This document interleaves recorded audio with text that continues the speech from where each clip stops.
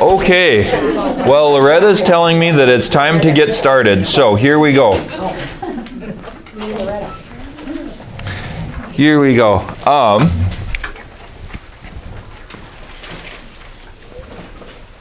Gotta have some kombucha. Maybe one day I'll have to turn you guys all into kombucha drinkers. That'll be exciting. Rhonda did like kombucha. We kind of did some of that together. She got pretty good at making it. Okay, so we're diving into the story of Matthew. One of the things that I think is helpful to mention too is I try to write the questions in ways that cause you to think. Sometimes I don't feel like I do a very good job of it. No, they're very intentionally not questions you can just look up in the book. If you want stuff you can look up in the book, you can write those yourself. You guys are smart people, and you're very capable of thinking, but the goal is, my real goal in a lot of it is to give you things to ponder in your heart, to ask questions in a way that maybe you walk away and it bugs you and it kind of sits inside and you have to wrestle with it. The real hope is that you would bring it to Jesus to wrestle with it with him.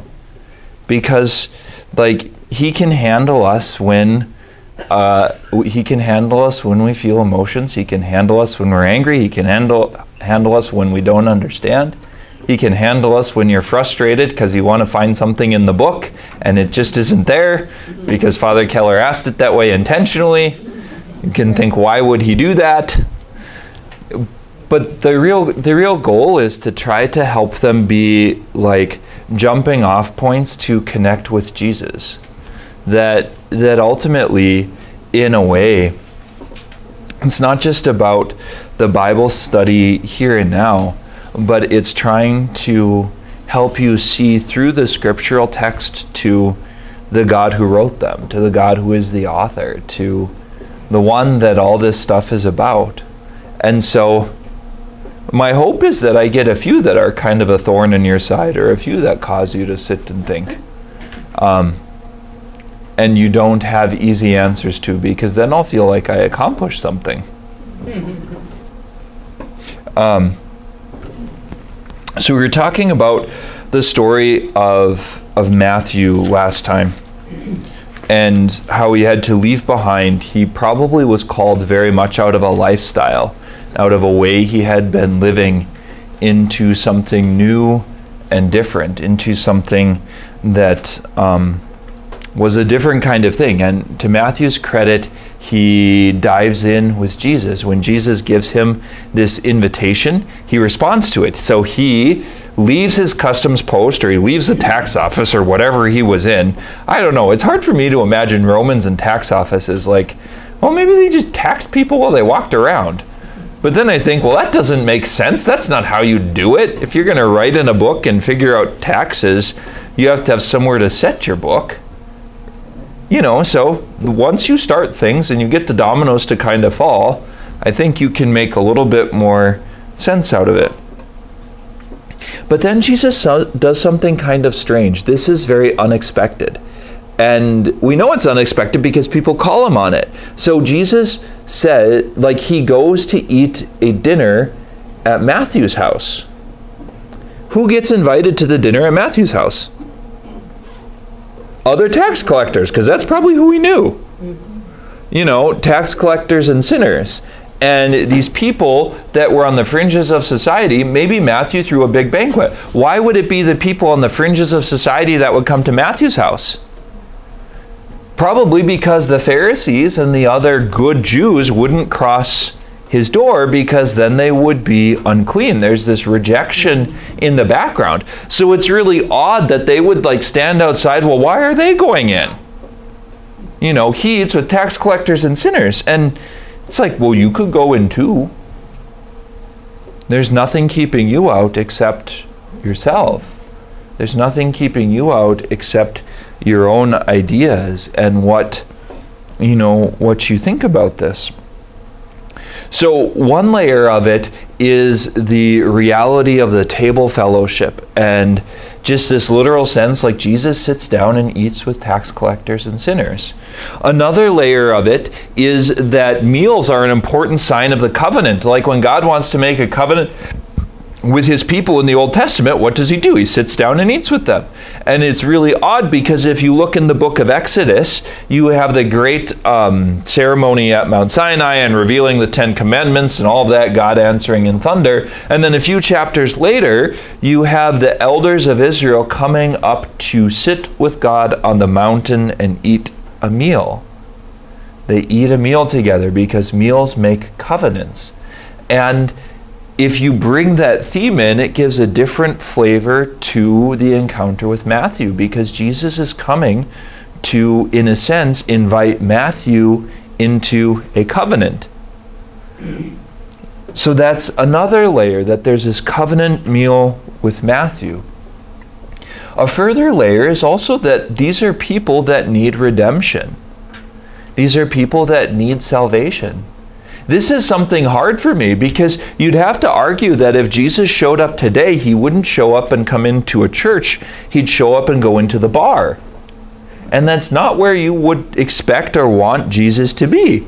I think all of us would be trying to convince Jesus to leave the bar and come to the church. Like, you are a God. You belong in churches.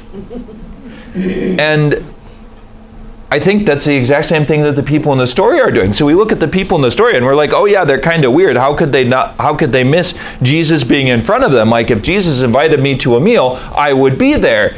And yet I think we would do the same thing if he showed up today. That we would be very scandalized if he went to spend time with the homeless people on Broadway. Be like, well, Jesus, those aren't people to spend time with. Seems like our room's making all kinds of noises tonight. I wonder if there's like some valves, and there's like above us, there's an air exchange system. So it's supposed to, like, I don't know, it measures carbon dioxide and all kinds of stuff.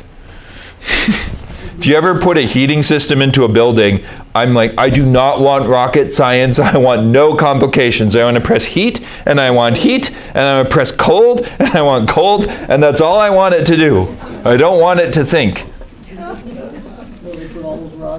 Because, well, the stuff above us that's making the noise, the air handlers, is different than the stuff underground that they did over there.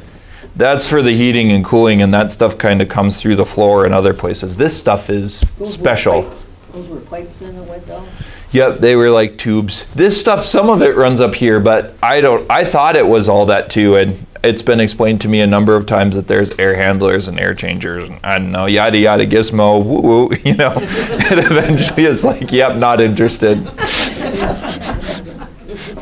it cool rod. Exactly. Like, I just want to be able to press a button, and when I want heat, I press it, and then it gives me heat. I don't need to know how it works. At least I say that, and then it's like, oh, you kind of do.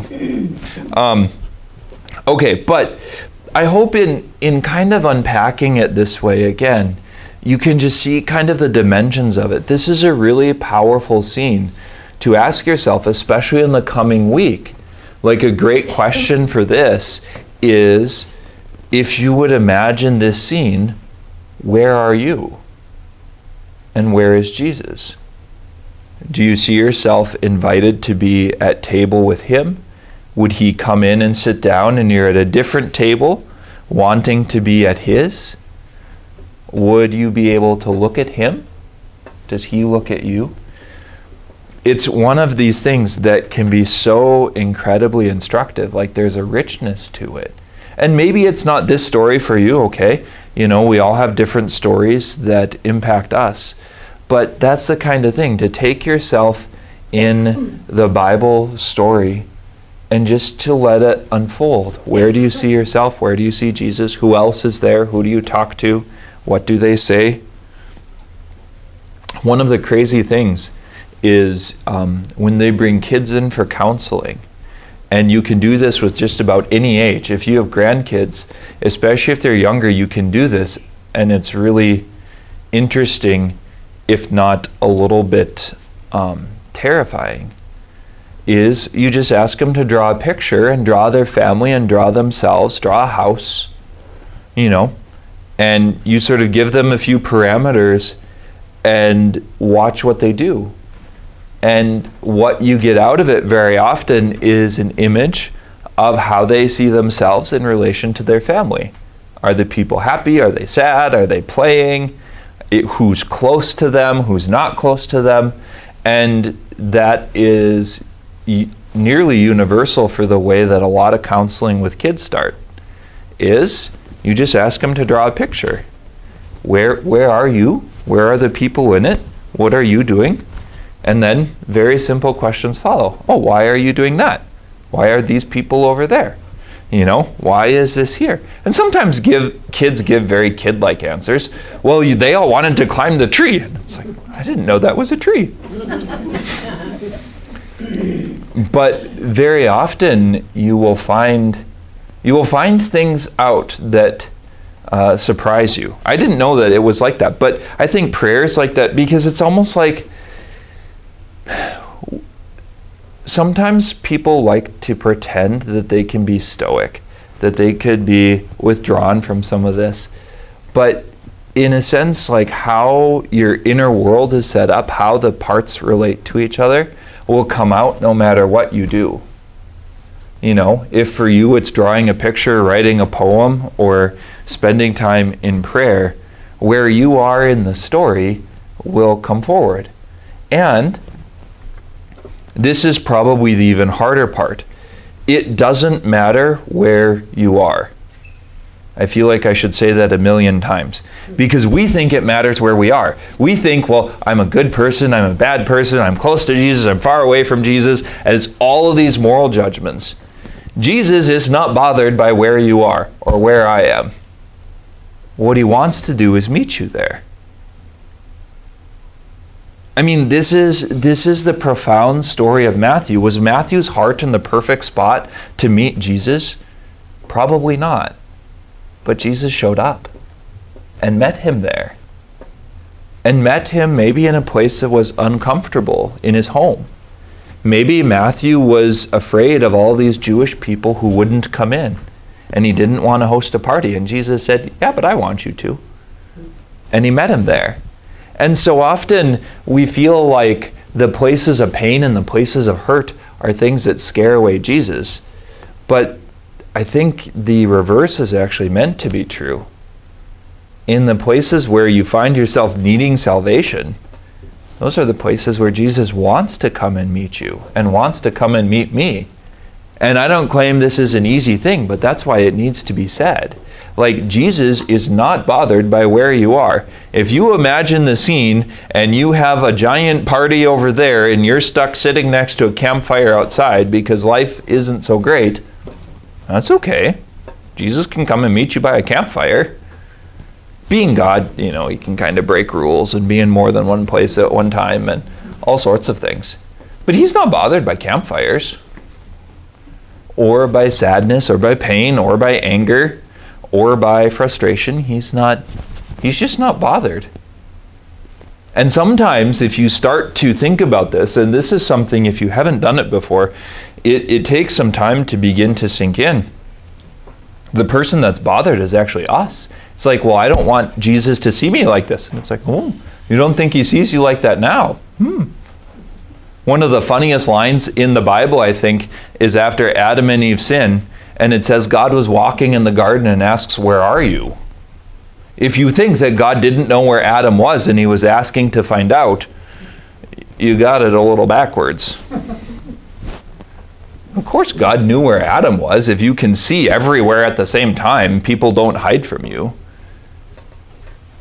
But the problem was of having these places in his heart where he wasn't with God.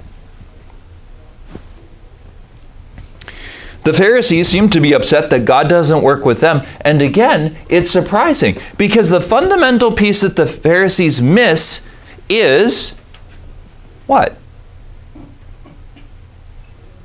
If they invite him in, Jesus would have come to see them too. Jesus isn't rejecting them because of where they are. Like, they're standing outside. Okay, they could have said, hey, Jesus, can you come talk to us? And he probably would have. Because again, he's not afraid of it. And so the Pharisees are like, well, you eat with them and you don't eat with us. And it's like, well, yeah, you didn't invite me in. You say, hey, we're going to have supper. Okay, I'll show up. He's like that. And you can see this kind of sprayed out across the entire story of the gospel, how, like, who encounters Christ? The people who want to. How does he find them? Why does he go to the person who was paralyzed for years? Why does he go to the pool of Bethsaida? Why this blind person? Why that person? Because they were looking for him. He actually tells us in the Sermon on the Mount. He says, to the one who seeks, they find. To the one who knocks, the door will be opened. And so how do people find him? They want to. How do people reject him? Because they don't want to find him. He has a way of exposing hearts. Now, we get this line next. I desire mercy, not sacrifice. I came not to call the righteous, but sinners. And here, in English, this is one of the linguistic puzzles that we have. And part of me wants to retranslate a Bible and unbreak it. Because we get these things into English and then they lose their kind of impact and their meaning. And it's really, really hard to convey in another language the depth of what this means. But the line here in Hebrew actually talks about desiring hesed. Hesed is a word that means the covenant faithful love of God. This is like the characteristic of who God is. Hesed is a love that's sticky, like the love of you for your children, that even when they do bad things and you're kind of mad at them, you still love them to pieces and you just want to kind of squeeze all the badness out of them. That's Hesed.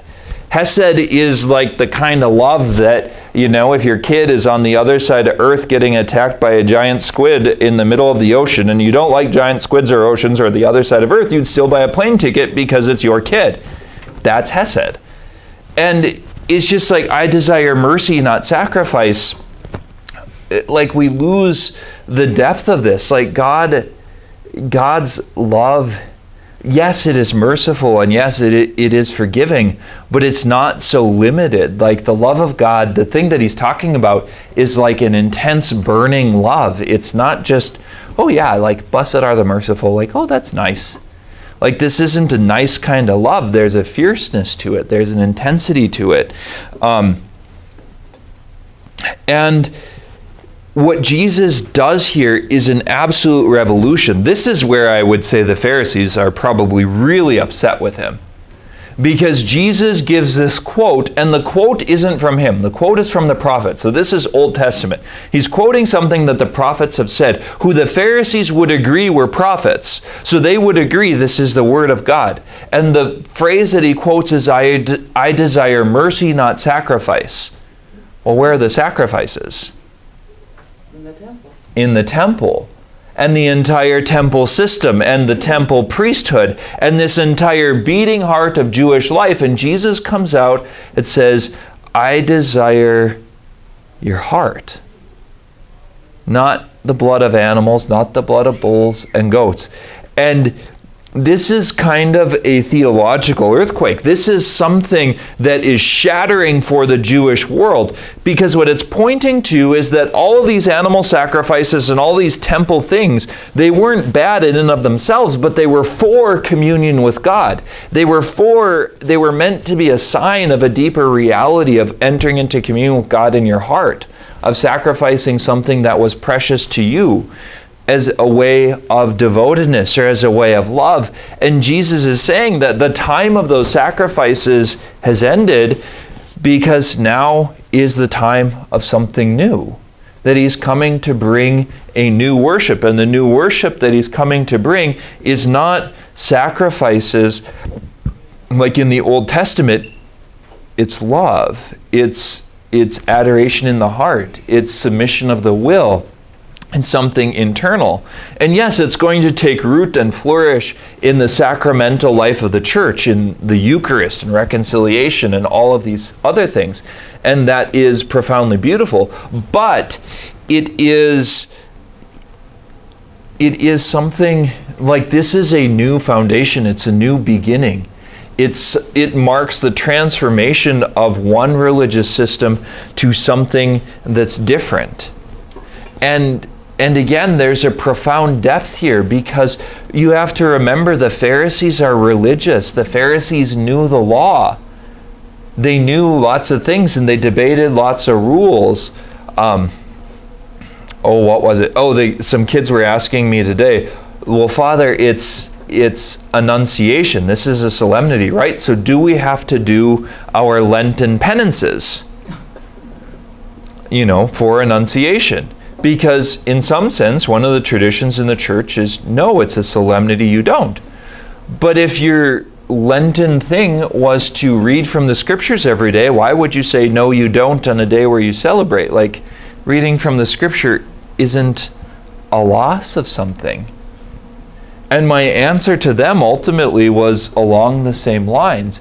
Like, if you spend all of your energy trying to figure out the rules of when you can do things and when you can't do things, you've missed the purpose of the whole thing. And we can get stuck in this as Catholics. This is a great critique to hear. It's not that the rules are unimportant, but we want the thing that the rules point to, which is the relationship with God. So yes, we have rules, but if you find yourself caught in the rules, well, can I eat meat? Can't I eat meat? When can I do this? When can't I do this? You could get tied up in arms about it, and so you end up with Jewish teaching where they have debates about when night begins and they're counting the number of the stars. And Jesus is like, why? You're spending all of your time counting the number of the stars. Why don't you pray to the God who created them?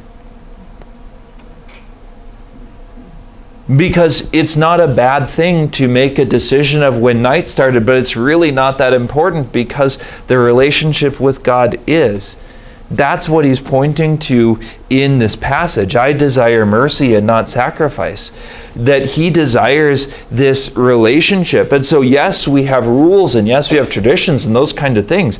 But ultimately, those are for the sake of the encounter with Christ. They're for the sake of actually meeting him.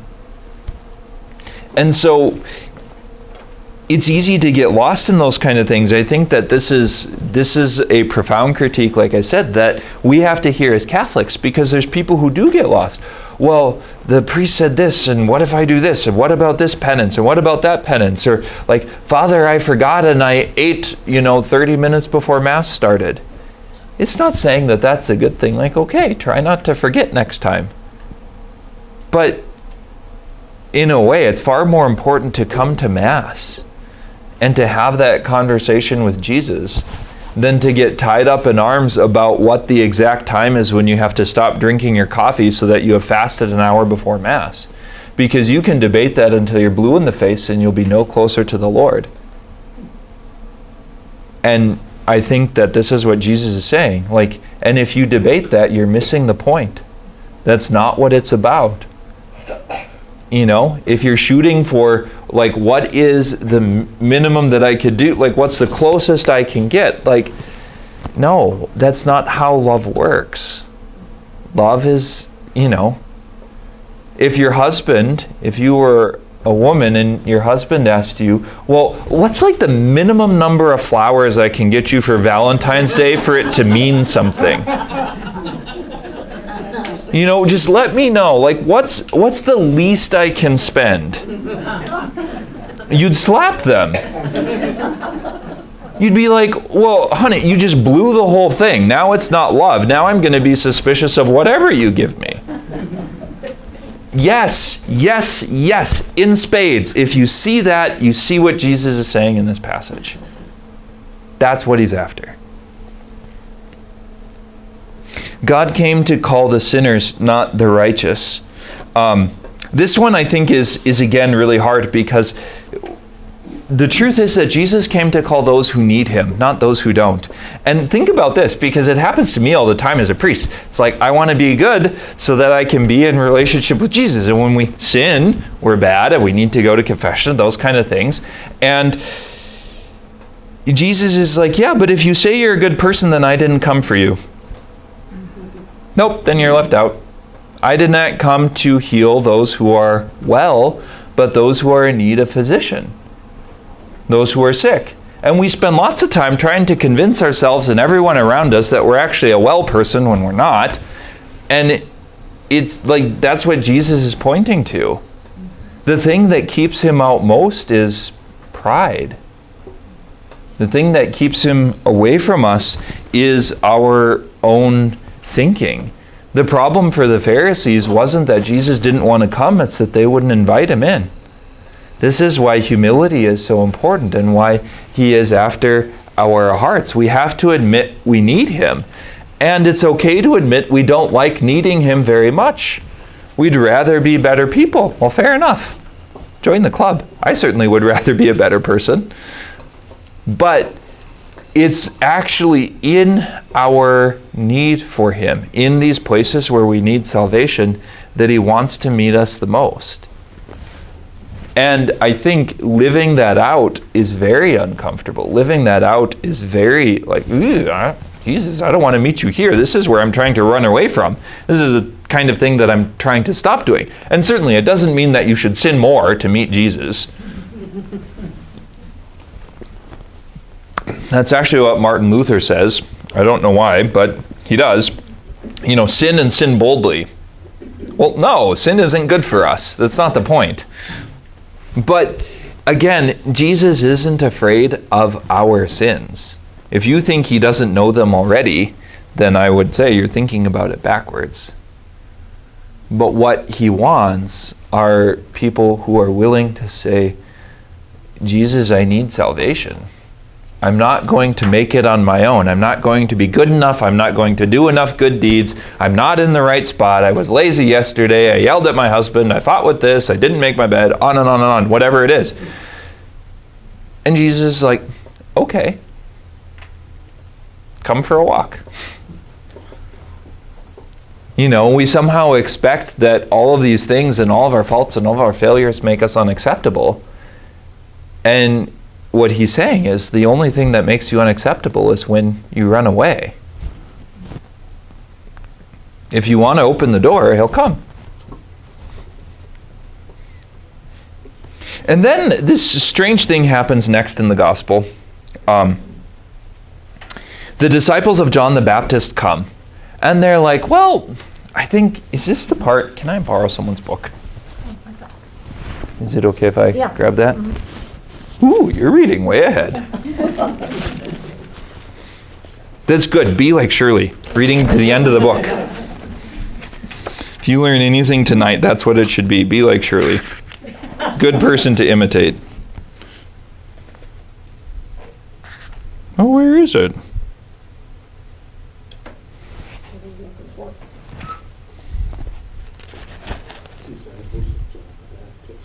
The disciples of John approached him and said, this is in verse 14 on page 133. The disciples of John the Baptist approached him and said, why do we and the Pharisees fast much, but your disciples do not fast? Jesus answered them, can the wedding guests mourn as long as the bridegroom is with them? The days will come when the bridegroom is taken away from them, and then they will fast. No one patches an old cloak with a piece of unshrunken cloth, for its fullness pulls away from the cloak, and the tear gets worse. People do not put new wine into old wineskins. Otherwise the skins burst, the wine spills out, and the skins are ruined. Rather they pour new wine into fresh wineskins, and both are preserved. So this is kind of a strange thing, but what is happening here is that disciples of John the Baptist come. And again, they were probably very religious people. Jesus doesn't critique them. This is back on page 71. Jesus doesn't critique them for being disciples of John the Baptist, for not following him yet. But their question is, why do the Pharisees fast? Remember, the Pharisees are religious, so they're fasting a lot because they're the holy people. And the disciples of John the Baptist fast, and your guys kind of pig out. They just eat all the time. And I think that we have to leave a little bit as an open question, because Jesus' answer is so easy to miss. There's things about this that are earth-shattering. What is the image that he uses in the answer? The bridegroom. Can the wedding guests fast while the bridegroom is with them? And again, it's easy to start thinking of a wedding and a bridegroom, and maybe you should. That's certainly the literal definition of the words. But the reality is the slip of the hand is what he just did. What is he saying? Who's the bridegroom? Himself. And that means that in the story, we are the wedding guests. Not just the guests, but the wedding guests at a marriage. Who's the marriage between? Jesus and the church. And so the sleight of hand that's so easy to miss is that this is earth-shattering. Jesus just claimed to be the bridegroom of Israel. Like, to the people who were asking him about fasting, he just sort of smacked them in the face and was like, yeah, you want them to fast? Wham! Like the bridegroom. He is using an image that even the Old Testament kind of proposes in twists and turns. It's kind of hidden in there. You can find it in the Song of Songs, and you can find it at the end of Isaiah. You know, that the bridegroom, the wedding feast of the Lamb with Israel, it's an image that shows up at the end of Isaiah. I think there's a little bit of it in Jeremiah and Ezekiel, and then it shows up again in Revelation. And now that's the image that Jesus pulls out in answer to this question. That means that he's coming for his bride. And I think that is one of the things, again, that can feel very uncomfortable for us, because Jesus is putting this into the classic image of a marriage. And it's like, you can ask yourself, well, are you ready to marry Jesus?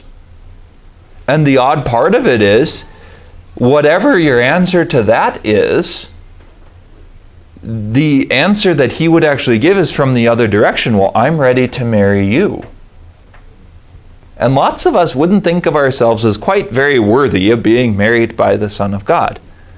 We would have all kinds of reasons why he shouldn't, because of how we see ourselves. But again, it's almost like it's talking about him. And if you want an image of Christ, and this is a bit of an unusual one, but there's a deep theme in the Old Testament and the New Testament. Jesus is the bridegroom, and he's coming for you, and he's coming for me. And that marriage on earth, as good as it is and as beautiful as it is an image of that one. That's the one that marriage on earth points to. And so it just I feel like if I was standing there, I'd be like,